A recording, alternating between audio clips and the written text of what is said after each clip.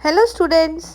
आज हम करने वाले हैं कक्षा 8 का हिंदी का सेतु कार्यक्रम मतलब ब्रिज प्रोग्राम। तो इसमें आज हम कवर करेंगे चैप्टर हमारा नाइट पैरट। इसके पहले के सारे चैप्टर्स की वीडियो ऑलरेडी आ चुकी है, आप प्लेलिस्ट में जाकर उसको चेक कर सकते हैं। तो आज हम स्टार्ट करने वाले हैं नाइट पैरट। नाइट पैरट, जिसे दुनिया का सबसे दुर्लभ और रहस्यमय पक्षी माना जाता है, अपनी अनोखी जीवन शैली के कारण वैज्ञानिकों के लिए हमेशा आकर्षण का केंद्र रहा है। यह पक्षी ऑस्ट्रेलिया के रेगिस्तानी इलाकों में पाया जाता है और केवल रात में ही सक्रिय रहता है। पहली बार इसे 19वीं सदी में देखा गया था, लेकिन इसके बाद लगभग एक सदी तक यह विलुप्त रहा, मतलब किसी को नहीं दिखा। 2013 में इसकी दोबारा खोज ने वैज्ञानिक समुदाय को चौंका दिया। अनुमान है कि दुनिया में इनकी संख्या 40 से 200 तक हो सकती है। इसकी हरी पीली पंखों वाली छवि और धीमी आवाज़ें जो रात में ही सुनाई देती हैं, इसे और भी रहस्यमय बना देती हैं। रेगिस्तान में रहने की इनकी अद्भुत क्षमता है। इनको बचाने का प्रयास चल रहा है। तो ये नाइट पैरट के बारे में कुछ बातें हैं। तो समझ में तो आपको आ गया होगा, आसान शब्दों में था ये। अब इसमें हमें एक एक्टिविटी है। ऊपर दी गई नाइट पैरट की जानकारी के आधार पर अन्य पक्षियों या जीव जंतुओं की जानकारी इंटरनेट से खोज कर बॉक्स में लिखिए और कक्षा के बुलेटिन बोर्ड पर लगाइए। विद्यार्थी अपने क्षेत्र विशेष में विलुप्त होती प्रजातियों के बारे में लिख सकते हैं। तो मतलब आपको ऐसी किसी बर्ड या पक्षी या पशु के बारे में लिखना है जो कि विलुप्त होता जा रहा है। तो मैंने आपके लिए एक आंसर प्रिपेयर किया है, सब लोग इसको कॉपी मत करना, आप दूसरे पक्षियों के बारे में भी लिख सकते हो। तो यहाँ पे हमने लिखा है डोडो के बारे में। डोडो यह भी एक पक्षी है। डोडो एक उड़ने में असक्षम पक्षी था जो मॉरिशस द्वीप पर पाया जाता था। ये मॉरिशस में मिलता है। यह पक्षी लगभग 3 फीट लंबा और 15 किलो वजनी था। इंसानों के द्वीप पर आने और उनके साथ लाए गए जानवरों जैसे कुत्ते, चूहे, सुअर के कारण डोडो का अंडों पर खतरा बढ़ गया। भोजन की कमी और शिकार ने इसे लगभग 1681 में पूरी तरह से विलुप्त कर दिया। तो आजकल डोडो हमें नहीं मिलती है। डोडो अब विलुप्त प्रजातियों का प्रतीक बन चुका है और यह हमें जैव विविधता की रक्षा का संदेश देता है। मतलब कि जो प्रजातियां विलुप्त होती जा रही हैं ही नहीं, कहाँ चली गई, एकदम ख़त्म हो चुकी हैं, तो उनके लिए हमें कुछ करना चाहिए ताकि हमारी आने वाली जनरेशन भी इन पक्षियों को देख सके। क्यों नहीं मैं भी बनती लेखिका। आज शिव उदास थी। क्यों उदास थी? वह जान पा रही थी। अकेले बैठकर सोचो तो शायद जान पाए। उसे घर के सबसे छोटे कमरे की पिछली खिड़की भाती थी। जब वह उदास होती तो उस खिड़की के पास जाकर बैठ जाती। उस खिड़की से मीठी मीठी धूप आती। बाहर फैला आंगन दिखता। वसंत में खिले फूल दिखते। उन पर रंग बिरंगी तितलियां मंडराती। तभी साइकिल की घंटी की आवाज़ आई। डाकिया डाक लाया था। वह हमेशा पिछले आंगन के छोटे गेट के ऊपर से डाक थमाता था। लकड़ी का गेट हरे रंग का था। शिव ने पिता के साथ मिलकर उसे रंगा था। शिव को डाक लेना बहुत अच्छा लगता था। चिट्ठी होगी या कोई पत्रिका, भागती हुई वह डाकिये के पास गई और पार्सल ले आई। सबसे पहले बड़े ध्यान से टिकट उतारी। उसे अपनी कॉपी पर चिपका लिया। उसका टिकट संग्रह उसके स्कूल और मोहल्ले में सबसे बड़ा था। उसे लेकर वह बहुत इठलाती थी। शिव ने लिफाफा खोला। कोई पत्रिका है, माँ ने मंगवाई होगी। उसके पन्ने पलटती हुई वह खिड़की के पास बैठ गई। तभी उसे एक चित्र दिखा। किसी लेखिका के लिखने का कमरा, करीने से सजी किताबें, पुराना टाइपराइटर, महंगा फाउंटेन पेन, कुछ कागज़, कुर्सी, सोफ़ा, लकड़ी का टेबल, लैंप, कई चित्र, बड़ी बड़ी खिड़कियाँ। उसके सामने सज धज के बैठी एक लेखिका, इठलाती हुई। ऐसे कमरे में बैठकर कोई भी रचेगा तो अलग ही संसार होगा। और ये मेरा कमरा, बस छोटी सी एक खिड़की। सिर्फ फिर उदास हो गई। वह उसी कमरे के बारे में सोचती रहती, हमेशा गुमसुम रहती। माँ पिता फिक्र करते, क्या सोचती रहती है। जब शिव ने बताया तो हंस पड़े। बोले, इस कमरे के लायक बनने के लिए तो लिखना पड़ेगा, बहुत मेहनत लगती है। उस दिन से शिव ने ठान लिया कि बनूंगी तो लेखिका ही। उसने जिद करके अपना कमरा सजाया, सुंदर टेबल और कुर्सी लाई, हल्के नीले रंग के पर्दे बनवाए, छोटी सी किताबों की अलमारी गड़वाई, स्याह वाला पेन लिया, सुंदर सफ़ेद कागज़ मेज़ पर रखे और लिखने बैठ गई। सब कुछ ठीक था। खिड़की से नर्म धूप आ रही थी, फूल खिले हुए थे, तितलियां नाच रही थीं। पर मुसीबत यह थी कि अब लिखे तो क्या। लिखने के लिए उसके पास कुछ भी नहीं था। भागते हुए वह माँ के पास गई और बोली, माँ, अब मैं लिखूं क्या। शिव का छोटा भाई पालने में था। माँ गाते हुए झूला झुला रही थी। भाई सो रहा था। माँ उसे टरकाते हुए बोली, जो रोज़ देखती सुनती और सोचती हो वही लिख डालो। शिव मुंह लटकाकर वापस अपने कमरे में आ गई। यह भी कोई लिखना हुआ भला। सुबह उठे, नहाए, स्कूल गए, होमवर्क किया, खाया पिया। शिव खिड़की के पास बैठकर अपने सामने पड़े सफ़ेद कागज़ को टकटकी बंधे देखने लगी। कागज़ उसे घूरता चिढ़ाता हुआ सा लगा। तभी साइकिल की घंटी की आवाज़ आई। डाकिया आया होगा, सोचती हुई शिव बाहर भागी। बाहर कोई नहीं था। माँ कपड़े सुखा रही थी। फिर खाना बनाएंगी, कल सुबह स्कूल पढ़ाने जाएंगी। वापस आकर हम सबके लिए खाना बनाएंगी। माँ हर रोज़ कितना काम करती हैं। शिव ने झट से कागज़ पर लिखा। माँ का चेहरा कितना चमकता है, उनके हाथ का खाना कितना स्वादिष्ट है, उनकी आंखें कितनी बड़ी हैं। जब कपड़े सुखाती हुई वे चादर के पीछे गई तो उनकी परछाई की नाक कितनी लंबी थी। माँ की परछाई उनका हर कहना मान रही थी। जो माँ करती, परछाई बिल्कुल वैसा ही करती। कितना मज़ा आए अगर माँ की परछाई माँ का कहना मानना बंद कर दे। जो माँ करे, परछाई उसका बिल्कुल उलट करे। शिव को जोर की हंसी आ गई। उसने यह हंसी भी कागज़ पर दर्ज कर दी। तभी फिर घंटी बजी। डाकिया साइकिल पर बैठा उनके घर के आसपास चक्कर काट रहा था। परेशान दिख रहा था। शायद पते का कोई घर नहीं मिल रहा था। तभी दरवाजे की घंटी बजी। पिता दफ्तर से वापस आए थे। पिता के कान कितने छोटे हैं और पैर कितने बड़े हैं।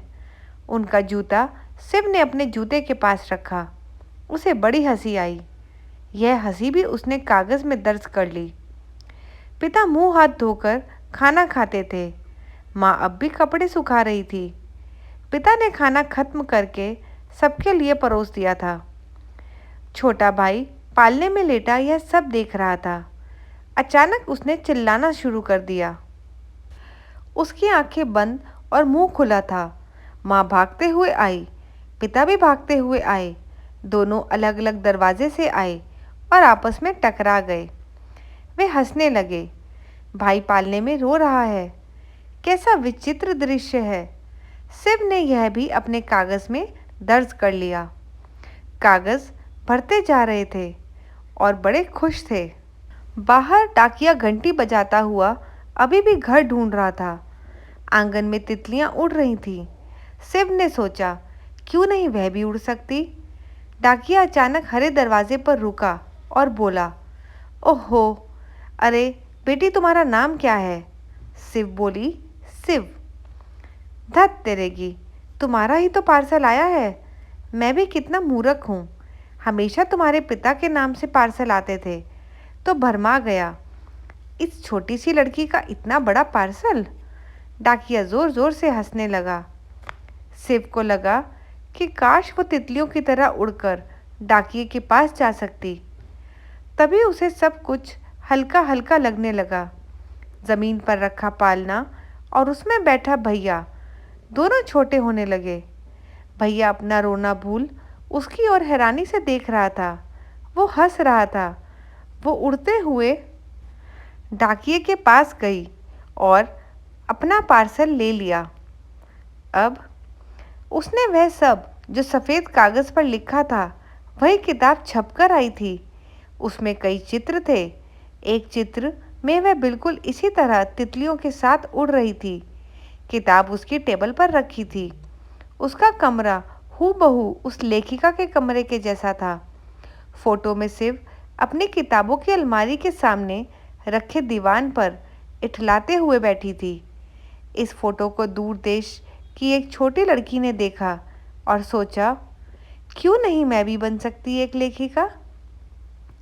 तो बच्चों, आपने ये पढ़ा चैप्टर, कितना प्यारा था कि मैं लेखिका क्यों नहीं बन सकती हूँ।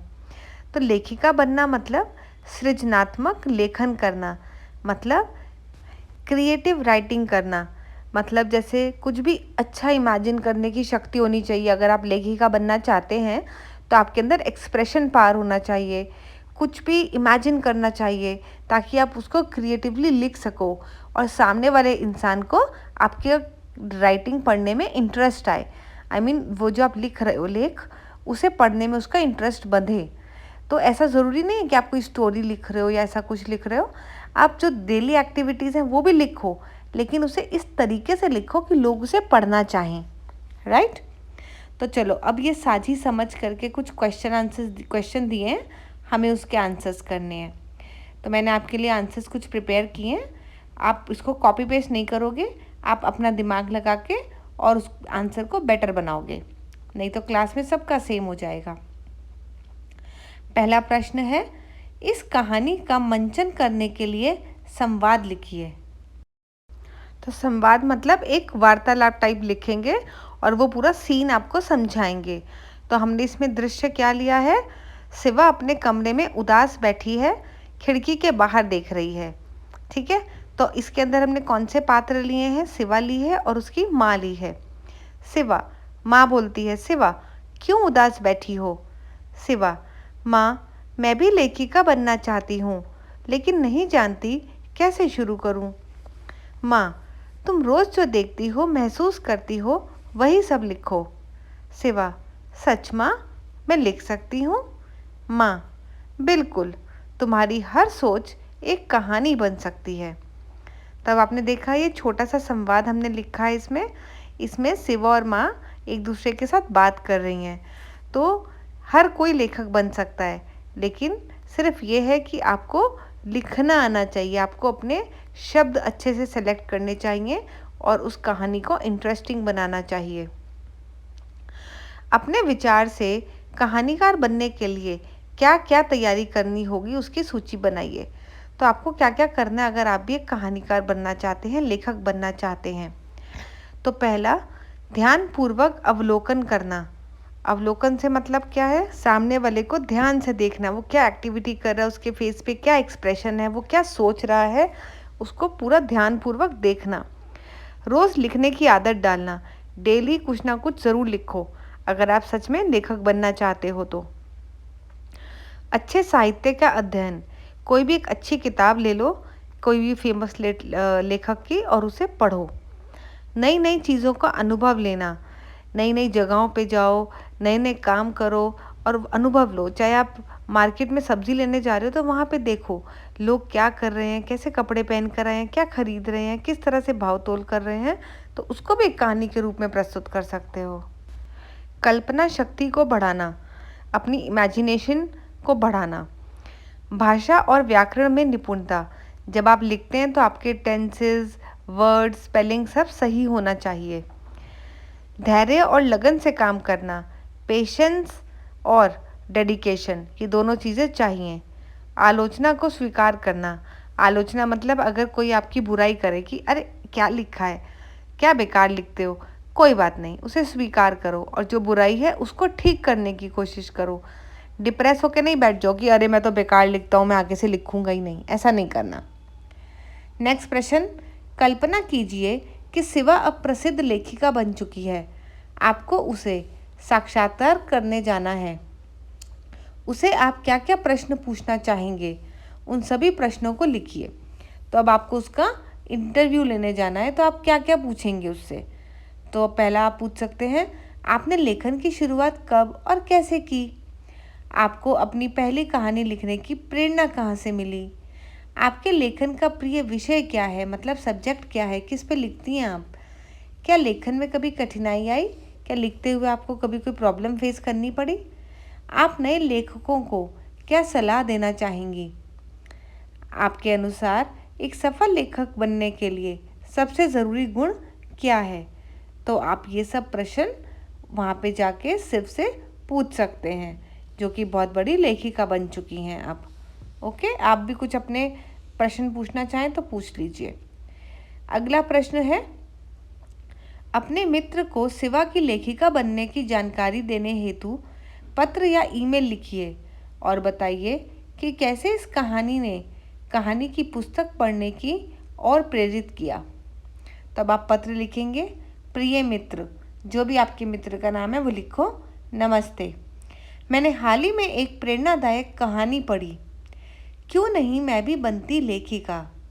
यह कहानी शिव नाम की एक लड़की की है जो शुरुआत में असमंजस में रहती है। असमंजस मतलब कन्फ्यूजन में रहती है कि वह लेखन कर पाएगी या नहीं। जब भी हम कोई काम शुरू करते हैं तो हमारे मन में कन्फ्यूजन आ ही जाता है, काम कर पाएंगे इस काम को, मुश्किल तो नहीं है। लेकिन जब वह अपने मन की बातों को लिखना शुरू करती है तो वह एक सफल लेखिका बन जाती है। यह कहानी मुझे बहुत प्रेरणा देती है कि अगर हम सच्चे मन से कुछ करना चाहें तो कुछ भी असंभव नहीं। इसने मुझे भी किताबें पढ़ने और खुद लिखने के लिए उत्साहित किया है। तुम भी यह कहानी ज़रूर पढ़ना, मुझे विश्वास है तुम्हें बहुत पसंद आएगी। और इसके नीचे आप लिख दोगे तुम्हारी मित्र, जो भी आपका नाम है। ठीक है, लेटर ऐसे ही लिखते हैं ना, पहले शुरू में उसका नाम लिखते हैं, फिर लास्ट में अपना लिखते हैं कि मैंने भेजा है तुम्हें पत्र। इस तरीके से आप ये पत्र लेखन कर सकते हैं, अपना भी दिमाग लगा सकते हैं। बेसिकली आपको अपनी इमेजिनेटिव पावर को स्ट्रॉन्ग करना है ताकि आप भी अच्छे से लिख सकें।